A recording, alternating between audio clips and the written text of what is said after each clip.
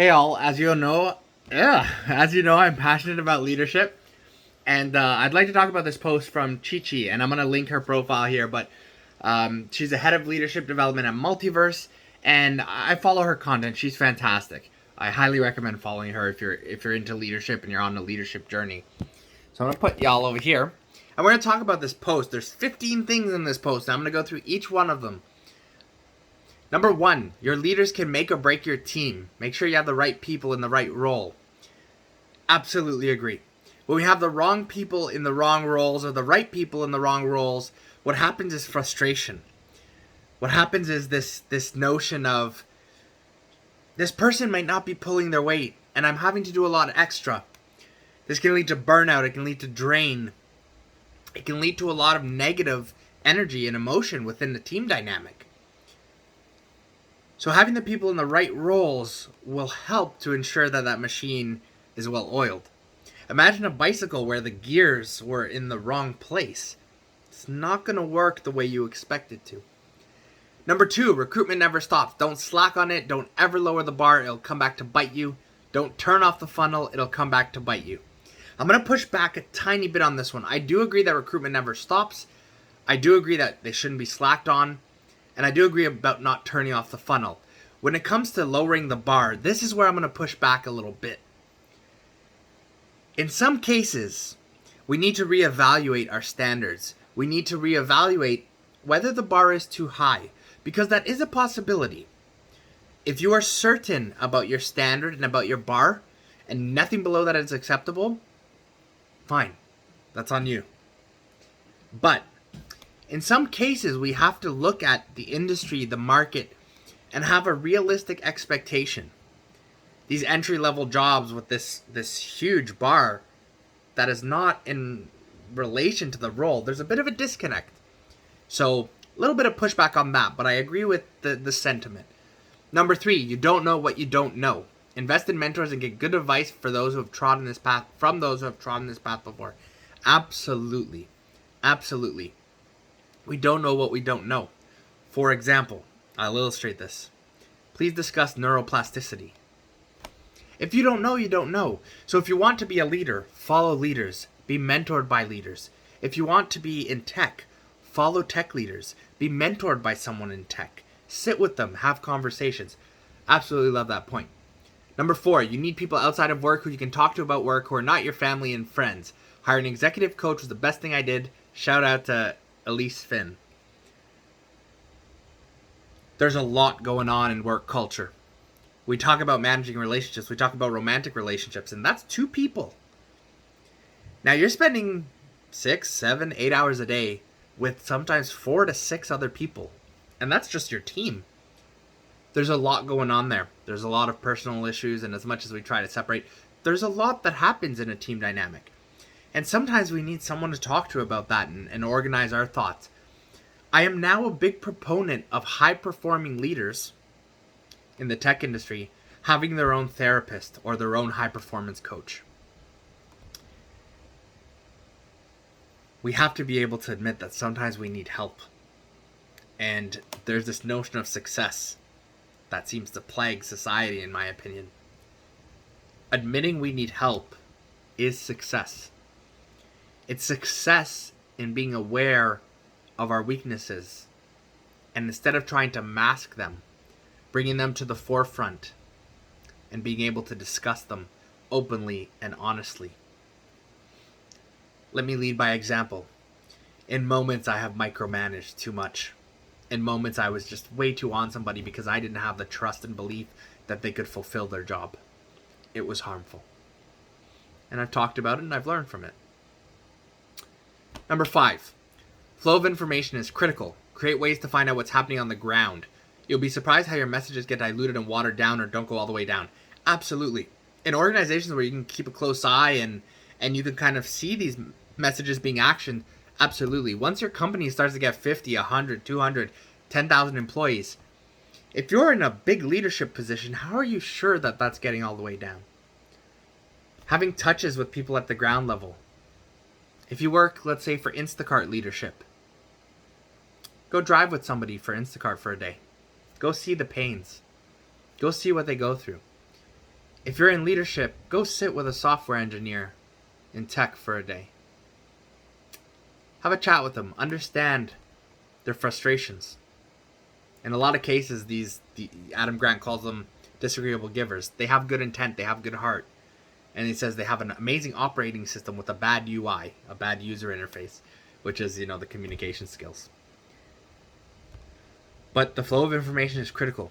And this kind of ties into you don't know what you don't know. So as a leader, if you're not on that ground level for a bit and you're just relying on people to try and get that info up to you, dilution happens. It's broken telephone, and people will shape their words based on their perspective. So sometimes you need to hear it from the horse's mouth. Invest in your direct reports so they can invest in their direct reports, and so on and so forth. You can't develop everyone, so focus on the next layer down and trust they will do the same. I've struggled with this in moments. I've struggled with this because I do try to lead down. I do try to support my team and mentor my team.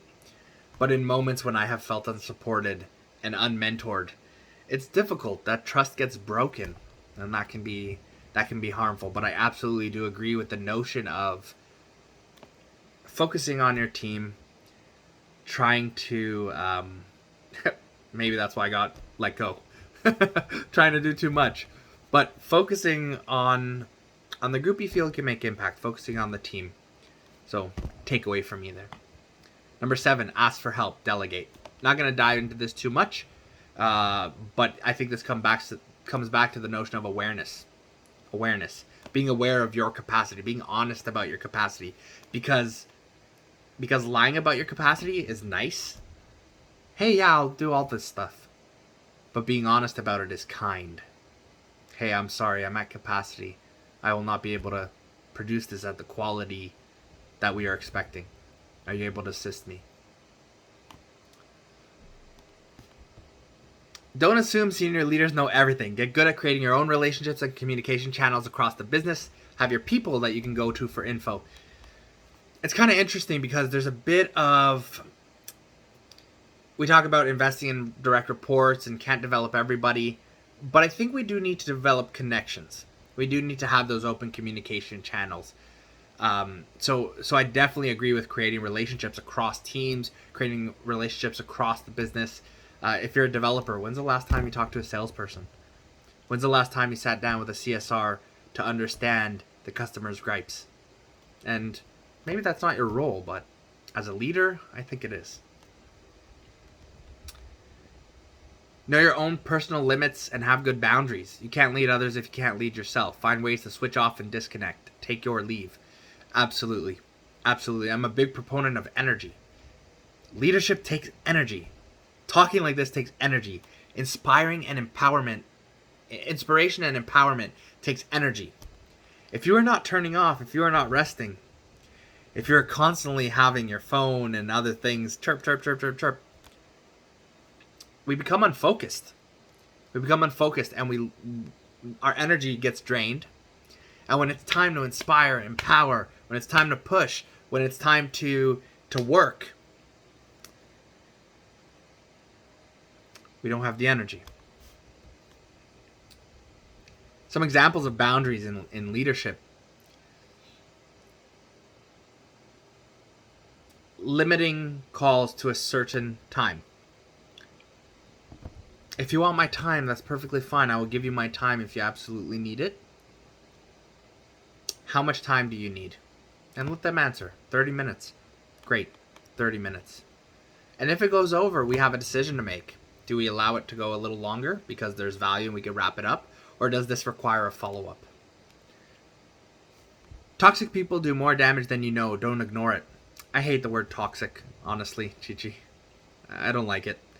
I understand the sentiment behind the word, but I think labeling people as toxic can be difficult. In an organization, if there's somebody who's exhibiting harmful behavior, I think understanding the reasons for it, I think assisting that person, and I think having open and direct discussions with that person can actually bring a lot of value. And someone who is harmful, this is one point that it's one point that rubs me a little bit the wrong way because I don't like to just categorize somebody as toxic. If there are harmful behaviors, sit there, understand the root causes of these behaviors, encourage therapy, encourage mental health practitioners, encourage and facilitate open discussion. But I agree with the notion of don't ignore the harmful behavior. A little thank you goes a long way. Absolutely. Absolutely. A little thank you does go a very long way. Sending well done voice notes, emails, reminder. I will jump on a call with somebody and say, hey, can I give you a bit of feedback? And they say, sure. And I say, you did a really good job with this ticket. I looked at your reviews and you were pretty thorough. I liked what you did here, and I liked the decisions you made here. I know you don't, I don't feel you need my validation, but I'd like to recognize your efforts. 13. Scale up life is tough. Things constantly change and move really fast. You need to be able to think on your feet and be agile. You learn to become a master problem solver. As a leader, you always need to carry the vision and have the belief that it can be done. I agree with this. Scaling up is tough, and there are a lot of growing pains, and there's a lot of shifting and moving pieces. And sometimes they move a little too fast, in my opinion. But I agree with the notion. We have to be able to adapt. We have to be able to be agile. Always be willing to hear other points of view, but also trust your gut. You're in this role for a reason. Gather the necessary facts and data and present your case. I agree with this as well. Listening to other points of views is so important, and we don't have to agree with everybody, but I think we should consider everybody. Everyone's in that role. Everyone's been hired for a particular reason, and they bring a particular perspective and skill set, and that should not be overlooked, in my opinion. When we have intuition can give us the, hey, there's some conflict here. Hey, yeah, this doesn't feel right. I don't believe we should go down this route. I've seen it before, and here are the data points, or here's the evidence for why I feel we should not go down this route. Finally, stay reflective. Always keep sharpening the sword, and don't be afraid to make mistakes. Reflective in coaching, we talk about it being a reflective practice. I watch tape. I watch my interviews. I watch my coaching sessions, and I take some notes. You said right too much. You said okay too much. Cut that out.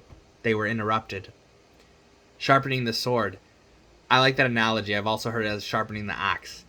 If you want to cut down trees and build a beautiful log cabin, you're going to have a hard time doing that with a dull axe.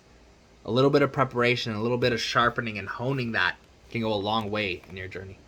Anyways, this was my review of Chichi's post. There are some very, very amazing leadership tips here and mindset things here. And, I post this knowing that based on my communication with Chichi, I think it's okay to disagree. We're having an open discussion, and the intent here is to share insight, share perspective, share parts of our journey, and show our passion for leadership. So I hope you enjoyed this video. Out into the ether it goes. No clue what the response is going to be like, but fear of judgment in leadership can be very, very crippling. Anyways, hope y'all have a good day. See ya, leaders.